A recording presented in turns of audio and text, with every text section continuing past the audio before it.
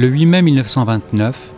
Bernard Boutet de Monvel, qui venait de passer un mois à Santiago du Chili avec sa femme et sa fille, embarquait avec elle à Buenos Aires sur le SS Avalona, un des 5 paquebots de luxe de la Blue Star Line. Il rejoignait Londres pour rentrer à Paris. Durant la traversée, le couple se photographie à plusieurs reprises, notamment sur les premières marches d'une échelle de bord du liner, permettant l'accès par le pont promenade supérieure au pont des Canaux, d'où émergent 2 dorades laquées de noir et la monumentalité d'une des 2 cheminées peintes aux couleurs de la compagnie, sur un champ rouge surmonté d'une manchette noire, un disque blanc chargé d'une étoile d'azur. Déjà, en octobre 1927, Bernard Boutet de Monvel, qui se rendait alors du Havre à New York à bord du SS France, s'était montré fasciné par la beauté cubiste et surdimensionnée du paquebot de la Compagnie Générale Transatlantique. De son pont supérieur, il avait saisi à l'aide d'un simple Kodak Brownie portatif, au milieu des entrelacs des mâts et des haubans tendus par des poulies comme autant de droites lacérant le ciel, l'enfilade des cheminées, les manches à air rectilignes à la gueule béante et sombre, le jeu des portes et des hublots, le gouffre des coursives, l'amoncellement des ventilateurs et des treuils, comme autant de figures géométriques parfaites, devenues par la magie de son regard, tantôt cubes, rectangles ou carrés, tantôt cercles, disques, cylindres elliptiques sous-cintrés.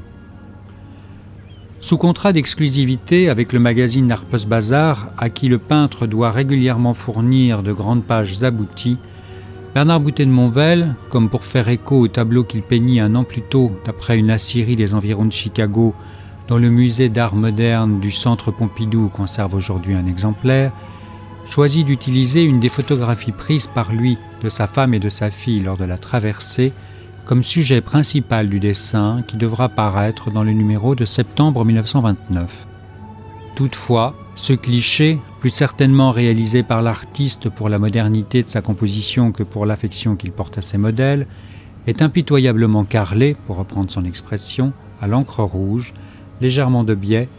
de manière à en rétablir l'équilibre des masses autour du frêle poteau blanc fixé au bastingage, seul élément rigoureusement vertical de l'œuvre, avec, à gauche, le pilastre de rambarde de l'échelle et vestige d'une barrière devenue inutile aux yeux de l'artiste comme tant d'autres détails, barres placées sous les marches, gaines de câbles électriques, gros automatique de la porte, rampe d'escalier, etc. Ainsi, à l'exception de cet axe, dont la seule raison d'être n'est plus que de servir de point d'ancrage visuel au spectateur,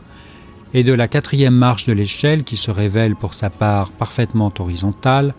pas une droite, pas un arc de cercle qui ne soit penché, incliné, comme pris du vertige provoqué par le tangage et le roulis. Chaque masse, à l'épure puissamment architecturée de lignes aussi essentielles qu'incisives,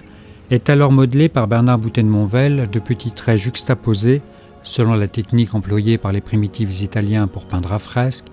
assurant à l'ensemble du dessin une perfection quasi mécanique, inhumaine et glacée. Cette même année 1929, l'artiste américain Charles Schiller, qui s'était vu commander à des fins commerciales des clichés photographiques du SS Majestic, peignait d'après l'un d'eux un tableau célébrant la déshumanisation d'un monde envahi par la machine qu'il baptisa Upper Deck. Cette œuvre, fondée comme le dessin de Bernard Boutet de Monvel sur l'omniprésence de la machine, sur la pureté géométrique d'une composition tendant vers l'abstraction et sur le réalisme quasi-photographique de sa représentation,